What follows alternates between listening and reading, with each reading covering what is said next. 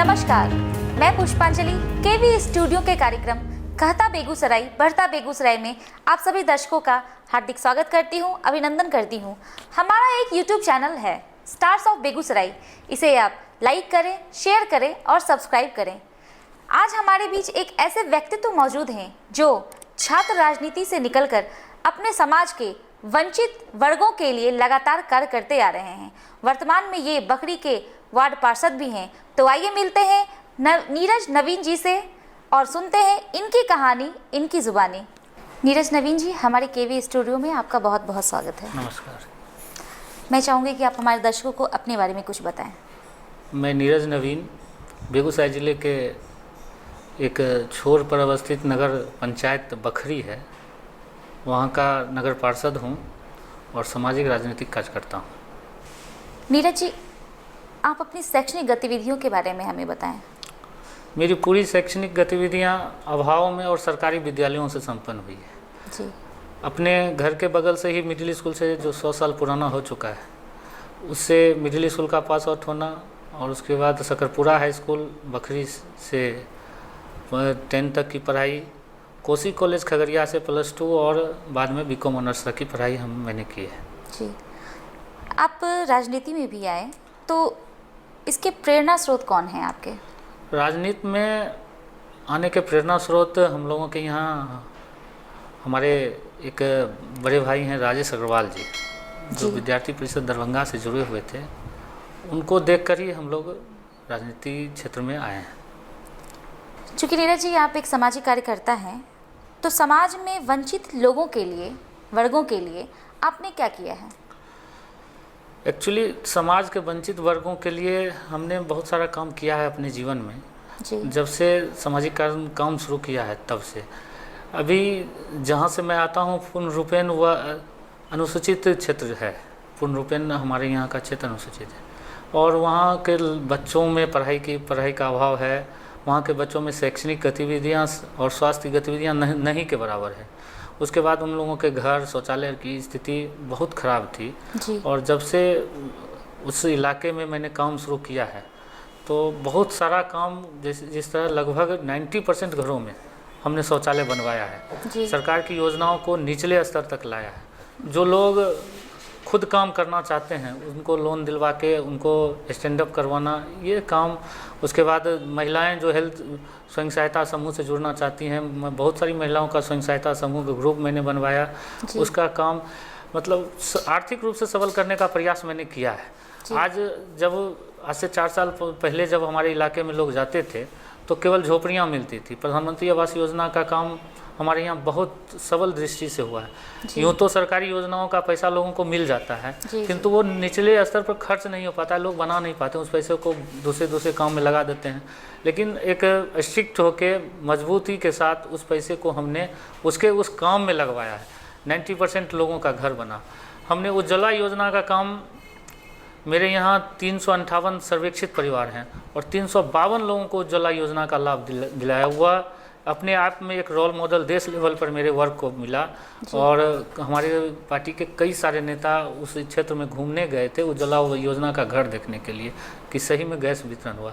जब नोटबंदी हुई थी तो महिलाएं लाइन में लगती थी, बहुत सारी परेशानियां होती थी महिलाओं को लाइन में। तो हमने अपना सेल्फ शुरू किया था कि महिलाओं से हम पुराने नोट लेते थे और उसको बदल के नए नोट खुद का 2 लड़का रख के बैंक के माध्यम से महिलाओं को मदद करते थे और उसका ये परिणाम हुआ कि बाद में चुनाव जीतने में भी और एक लीडरशिप डेवलप करने में हमको बहुत हेल्प आया उस काम से। जी धीरज जी, कोरोना काल जैसे महामारी में जहाँ पे बहुत सारे लोग अपने अपने घरों में रहते हैं, एक सामाजिक कार्यकर्ता होने के नाते आपने क्या क्या किया? कोरोना के दौरान, जिस समय से कोरोना शुरू हुआ, तो सबसे पहली प्राथमिकता हमारी सफाई व्यवस्था पर थी। जी। सफाई की व्यवस्था हमने लागू किया। खुद से भी झाड़ू उठाना पड़ा, कहीं कहीं सैनिटाइज करना पड़ा। सोशल मीडिया में वगैरह में देखे होंगे, अखबार में भी यह विषय आया था कि हम लोगों ने खुद से सफाई किया। हर घर में पहला काम हमने किया कि जिस दिन लॉकडाउन हुआ और प्रधानमंत्री का संदेश आया, जितने भी नगर पंचायत हमारे वार्ड अगल बगल के क्षेत्र हैं हर घर में मैंने लाइफ बॉय साबुन की 2-2 टिकिया, यह कहते हुए दिया कि यह मेरा ये मदद नहीं है, यह संदेश है कि आप हाथ जरूर धोएं। हाथ धोने का प्रचलन हमारे यहाँ नहीं के बराबर था, उसको हमने लागू करवाया है जी। उसके बाद मास्क वितरण, सैनिटाइज करना, आज भी जो लोग बीमार पड़ते हैं उसको हॉस्पिटल तक पहुंचाने का काम। और पूरे नगर पंचायत बखरी का बहुत पिछड़ा इलाका है, आप हम लोग टाउन में हैं, शहर में हैं, वह बहुत अति पिछड़ा इलाका और शैक्षणिक दृष्टि से बहुत नीचे का स्तर का इलाका है। तो वहाँ जांच कराने से भी लोग भागते थे। पूरे इलाके में मैं पहला जनप्रतिनिधि था जो अपने इलाके में कैंप लगा के जांच करवाना शुरू करवाया। और पहला दिन मेरे यहाँ 4, उसके बाद 34 ऐसे करके पॉजिटिव निकले। उसके कारण हमको परेशानी भी हुई। जो लोग पॉजिटिव निकले उसके परिवारजनों ने ये कहा कि हमरा जानबूझ के करवा दिया, ये उसकी परेशानी भी झेलना पड़ा। लोग जाना तक नहीं चाहते थे जांच करने, लेकिन मैंने अपने सभी लोगों को जांच करवाया। उसको संदेश देने के लिए खुद भी करवाया। उसके बाद क्या कहते हैं, जो 70-80 साल की महिलाएं थी, कुछ पढ़ी लिखी महिलाएं, उन लोग का भी जांच करवा के एक संदेश दिया कि नहीं, आप जांच करवाइए, अपने स्वास्थ्य सेवाओं पर ध्यान दीजिए, अपने शरीर पर ध्यान दीजिए। यही सब कोरोना में वर्क किया। कोरोना में सूखा राशन का वितरण मेरे द्वारा किया गया। हमारी एक संस्था है बकरी विकास कल्प, उस संस्था के माध्यम से सूखा राशन हर घर में मैंने पहुंचाया है। खास करके वैसे लोग जो रात दिन भर कमाते थे, मोटिया मजदूर और राजमिस्त्री टाइप के लोग, जिसका आमद बंद हो गया था, ऐसे लोगों को हमने सूखा राशन पहुंचाना शुरू किया। और गेहूं, संयोग से मेरे पिताजी पीडीएस चलाते हैं, तो गेहूं की कमी हमारे यहाँ है नहीं, तो गेहूं का आटा बनवा के आटा पहुंचाना, ये सारा काम हमने किया। एक ग्रुप बनाया, उसका लिस्टिंग करके उसका पर्चा छपवा के हर घर में दिया कि भाई आपको कोई भी दिक्कत हो तो बेझिझक बोलें। उसका परिणाम ये निकला कि 10 बजे रात में भी हमको फ़ोन आने लगा कि भैया हमारे यहाँ राशन ख़त्म हो गया। किसी का सब्जी ख़त्म हो जाता था, वो फ़ोन। बच्चों के लिए दूध की व्यवस्था करना, सुधा डेयरी से दूध, सूखा पाउडर दूध ले जाके हमने बांटा है। यही सब कोरोना का काम है। जी, बहुत ही सराहनीय कार्य है सर। मैं यह जानना चाहूँगी कि इन सारी चीज़ों का निर्वहन करने में धन की आवश्यकता तो पड़ती ही है, तो ये जो आर्थिक रूप से जो मदद है वो क्या सरकार के द्वारा भी मिली, कैसे मिली आपको? सरकार की मदद व्यक्तिगत रूप से इन सब कार्यों के लिए हमको नहीं मिली है जी, लेकिन संघर्षपूर्ण जीवन जीने के साथ साथ एक विषय जो हमने देखा अपने जीवन में, अपने साथ जो हुआ मेरे साथ जी, उसको जीने के बाद ये प्रेरणा मिली कि हमको इन वर्गों के लिए कुछ करना है। और उसी की परिणति है कि जब मैं 96 में 8th का स्टूडेंट था, हाई स्कूल में एडमिशन कराया था, उस समय हमारी माँ को कैंसर हो गया था। और कैंसर होने के बाद मेरे माँ और पिताजी चले गए थे इलाज में एम्स।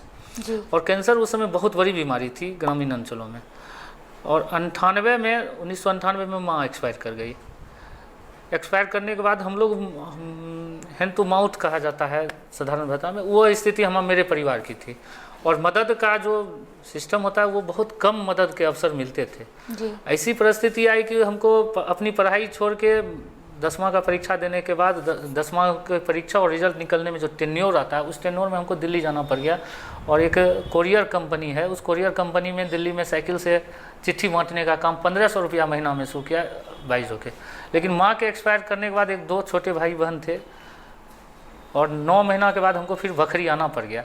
जब हम बखरी आए तो फिर से पढ़ाई शुरू किए। बखरी में ही एक लोहे के दुकान में नौकरी, पढ़ाई और भाई बहन का ये करना। और दुर्भाग्य से उस समय हमारी पीडीएस की दुकान भी सस्पेंड थी, तो बहुत विषम परिस्थितियों में उसको झेलते हुए और पीडीएस के दुकान के सस्पेंशन को तोड़वाने के लिए जो ऑफिस हमको दौड़ना पड़ता था, वह राजनीति में रहने का एक बड़ा कारण बन गया।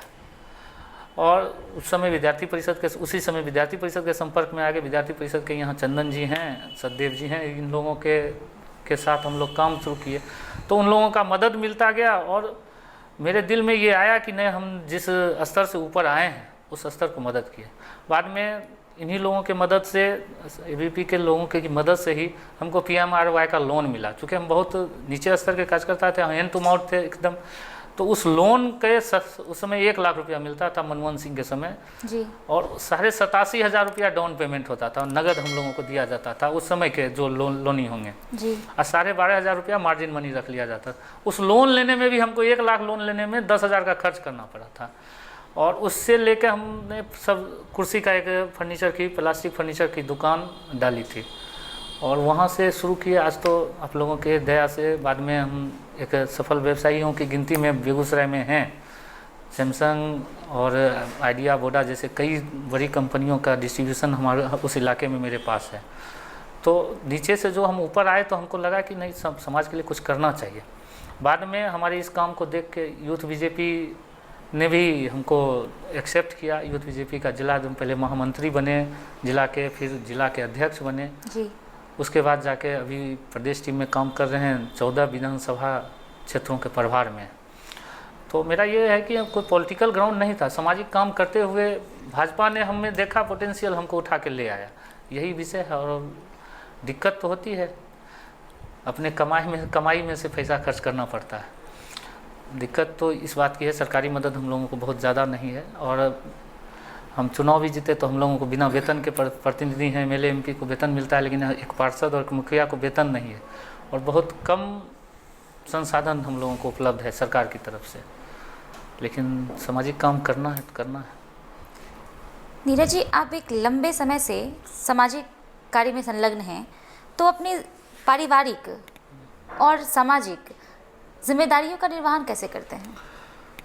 पारिवारिक और सामाजिक जिम्मेवारियों का निर्वहन करने में दिक्कत होती है, लेकिन समाज को हम परिवार ही समझते हैं। जी बिल्कुल। जिसके कारण कुछ सुलभता भी हमें आ जाती है और संयोग से या माता रानी के आशीर्वाद से हमारी वाइफ जी जो है हमारे परिवार में जो है, तो वो लोग भी हमारे सामाजिक कार्य को अब मदद करते हैं।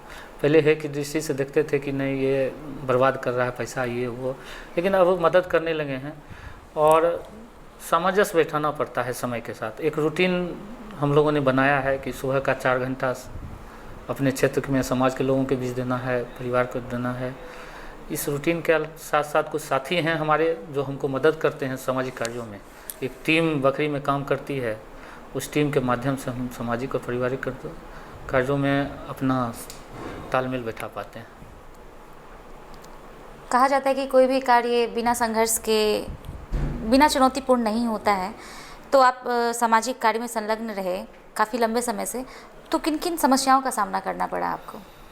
एक तो पहली समस्या धन की आई जी। दूसरा सामाजिक रूप से बहिष्कार की स्थिति भी सामाजिक कार्यकर्ताओं को होना पड़ता है। वो क्या होता है कि जो लोग बड़े पैसे वाले लोग होते हैं और सामाजिक कार्य में आते हैं तो उसको समाज सेवी नाम का एक तमगा मिलता है। जी बिल्कुल। कि समाज सेवी आए हैं, दान दे रहे हैं, ये कर रहे हैं। और जो निचले स्तर के कार्यकर्ता सामाजिक कार्य में आते हैं तो उसको ये मिलता है कि ये अपना समय बर्बाद कर रहा है, निठल्ला, जिसको गाँव की भाषा में निठल्ला कहा जाता है, निठल्ला परिभाषा से हम लोग को संबोधित किया जाता है। उसके बाद जो सामाजिक कार्य है उसको हम लोग क्या कहते हैं, बहुत ABP एक कारण है जिसके कारण विद्यार्थी परिषद में यह हम लोगों को सिखाया जाता है कि समाज सर्वोपरि है और समाज के लिए लगातार संघर्ष करते हुए काम करते रहना। जी। तो नेशन फर्स्ट का जो रूल है वो विद्यार्थी परिषद के संस्कार से हम लोगों में आया और उसी के माध्यम से हम लोग काम कर रहे हैं। नीरज जी, देखा गया है, ये किसी से बात छुपी हुई नहीं है कि गांव की स्थिति, गांव में जो विद्यालय है या फिर स्वास्थ्य विभाग है, उसकी स्थिति किसी से छुपी हुई नहीं है, काफ़ी दयनीय स्थिति है। तो एक सामाजिक कार्यकर्ता होने के नाते आपने अपने गांव के लिए क्या किया है? गांव के लिए मैंने अपने गांव के लिए, मेरे यहाँ एक पुस्तकालय है, श्री विश्वबंधु पुस्तकालय, और बेगूसराय ज़िले का सबसे बड़ा पुस्तकालय वो है। मैं एक्स सेक्रेटरी वहाँ रहा हूँ, अभी भी हमारे टीम के बहुत सारे लोग उसमें हैं। जी। उस पुस्तकालय के कल्याण के लिए हम काम कर रहे हैं। जी। और अभी जितने लोग हम लोगों के बैचमेट या हमसे पहले या हमारे बाद बड़े बड़े पदों पर गए हैं, अच्छे जगह पर हैं, कुछ डॉक्टर हैं, कुछ आयकर इनकम टैक्स हैं, उन लोगों को हम लोग फ़ोन करके कह रहे हैं कि भाई गांव के एक पुस्तकालय है, उसको में कुछ पुस्तकें दान दो, और पुस्तकों को लाके पढ़ने वाले विद्यार्थियों को हम लोग उसमें शिक्षा की ओर आकर्षित कर रहे हैं। पुस्तकालय के लिए काम किया है। जिस मिडिल स्कूल से हमने पास आउट किया, यह संयोग है कि वह मिडिल स्कूल 100 वर्ष पूरा कर लिया और उसके चेयरमैन हम हैं।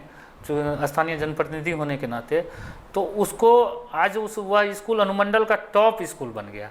उसको रंग रोजन वगैरह जितना प्ले का सामान प्राइवेट चंदा करके, जो स्कूल से पढ़ के बाहर गए थे उससे संपर्क और संवाद स्थापित करके उससे कलेक्शन करके सरकार की मदद की अपेक्षा हम नहीं कर पाए।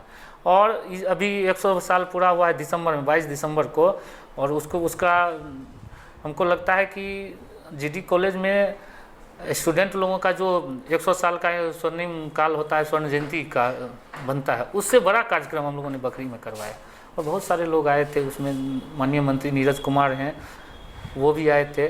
और ये कारण है शिक्षा के क्षेत्र में हम काम कर रहे हैं। लेकिन हमारे यहाँ दुर्भाग्य है कि अनुमंडल बखरी में, बेगूसराय में 5 कॉलेज हैं और बखरी एक महत्वपूर्ण पार्ट है ज़िले का, वहाँ हम लोगों को कॉलेज नहीं है जी। अभी हमने परिचय में बताया कि कोसी कॉलेज खगड़िया से हमने ऑनर्स किया, उसके पीछे यही कारण है कि ट्रेन सेवा हम लोगों को मिलती थी तो फ्री में ट्रेन पकड़ के हम लोग चल जाते थे, और बस से आना बहुत दुर्लभ था, उस समय सड़क भी खराब थी।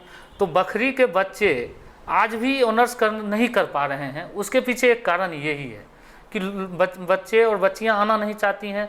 अगर एडमिशन भी करवा ली तो वहाँ ट्यूटर नहीं मौजूद है, जिसके कारण ऑनर्स तक की पढ़ाई, इंटर के बाद परीक्षा छोड़ना मतलब हम लोगों की मजबूरी हो जाती है। या तो आलू प्याज बेचने लगता है, या लड़कियों की शादी हो जाती है। ये सब बहुत झंझट वहाँ के लड़कों में, यूथ में होता है। तो एक आंदोलन भी हम लोग कर रहे हैं, शायद सरकार सुन ले। अभी तो हमारी सरकार है, संघर्ष से हम लोग आगे हैं, लेकिन सरकार में आने के बाद भूमिका थोड़ी सी बदली है जी। सड़क पर तो आ नहीं सकते हैं, लेकिन लिख पढ़ के हम उस आंदोलन को जिंदा रखे हुए हैं कि बखरी में अनुमंडल स्तरीय एक डिग्री कॉलेज, स्नातक स्तरीय एक डिग्री कॉलेज की स्थापना हो। उस लड़ाई में कुछ लोग साथ भी दे रहे हैं, और वहाँ का ये यूथ का जन का ये मांग है कि बखरी में कॉलेज हो। ज़िले का एक बहुत महत्वपूर्ण पार्ट शिक्षा के क्षेत्र में बहुत पीछे छूटा हुआ, उसके लिए भी काम कर रहे हैं हम लोग, और उम्मीद है कि निश्चित तौर पर उसमें हम लोग सफल होंगे। जी, बहुत ही सराहनीय कार्य ये सर आपने किया है। चूँकि आप काफ़ी लंबे समय से राजनीति में आए हैं, तो इसमें आपकी भविष्य की क्या योजनाएं हैं? भविष्य की योजनाएं हमारे लिए हैं कि जब मैं यूथ बीजेपी का अध्यक्ष बना, उस समय युवा मोर्चा को, भारतीय जनता पार्टी के युवा मोर्चा को या किसी भी दल के युवा मोर्चा को केवल 10-20 लड़कों को जुटा के मोटरसाइकिल जुलूस निकालना या फिर कहीं धरना प्रदर्शन में लाठी लेके जाना, थाना पर प्रदर्शन करना है, ये सब इस लायक लोग मानते थे जी। लेकिन जब मैं यूथ बीजेपी का अध्यक्ष बना तो हमने बोला कि नहीं, ये जिला कैंटीन चौक बीजेपी युवा मोर्चा को या भाजपा के राजनीति यूथ बीजेपी को कैंटीन चौक से निकाल के गाँव में पहुँचाना है। और हमने पहली बार यह प्रयास किया कि ज़िले के सभी प्रखंडों में युवाओं का संगठन खड़ा हो जाए, और उसको पंचायत स्तर तक ले गया। उसको आगे आने वाले लोगों ने भी उसको आगे बढ़ाया है। और मेरी अपनी योजना है संगठन के लिए काम करना। चूँकि मैं जहाँ से आता हूँ वहाँ से मैं विधायक नहीं बन पाऊँगा। 70 साल से वह आरक्षित है, न जाने क्यों आरक्षण की मार हमारे क्षेत्र को ही झेलना पड़ता है। और बाकी बेगूसराय जिला के 6 विधानसभा 6 भाई हमारे आरक्षण में नहीं आते हैं, और आज़ादी के बाद आज तक हम आरक्षित हैं। ये अन्याय भी हम लोग ही झेल रहे हैं।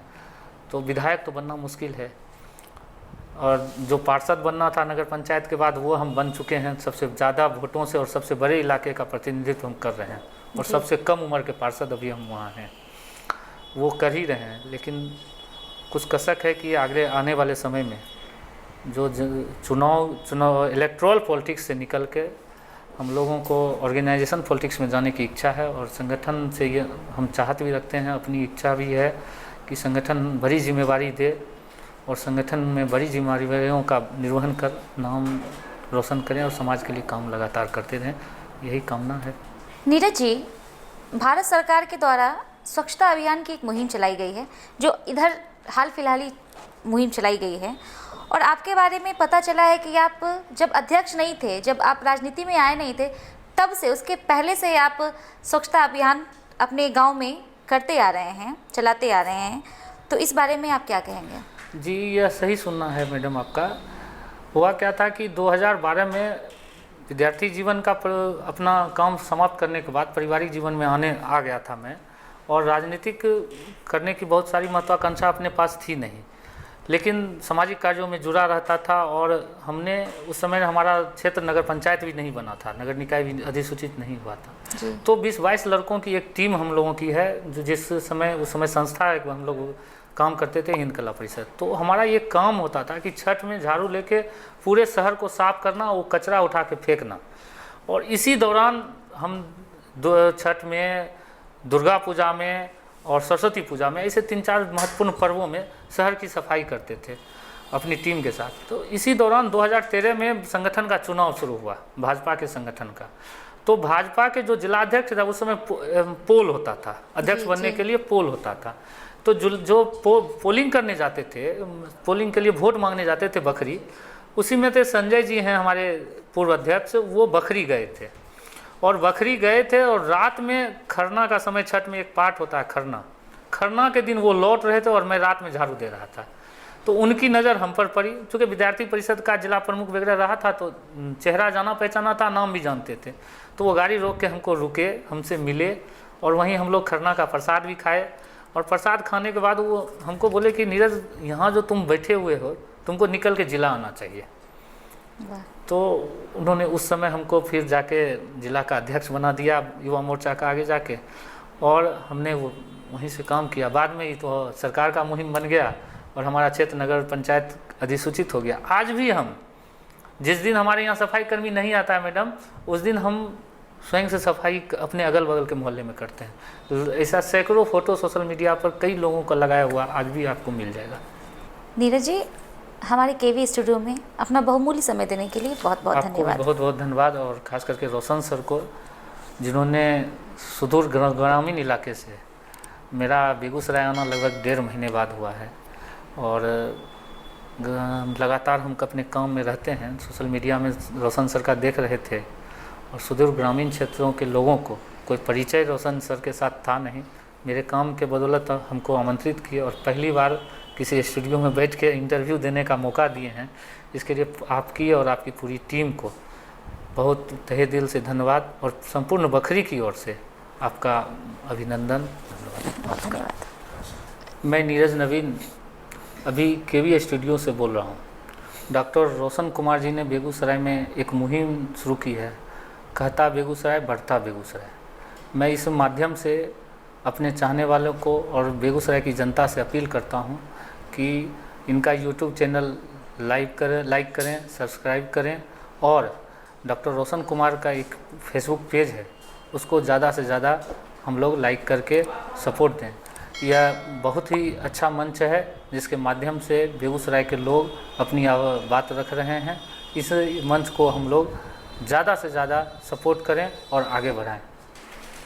मैं पिछले दिनों बिहार के एक प्रतिभाशाली नौजवान, और बिहार का ही नहीं संपूर्ण दुनिया का एक बहुत बड़ा एक्टर, सुपरस्टार की हत्या से मर्माहत हूँ, और सीबीआई की जांच चल रही है।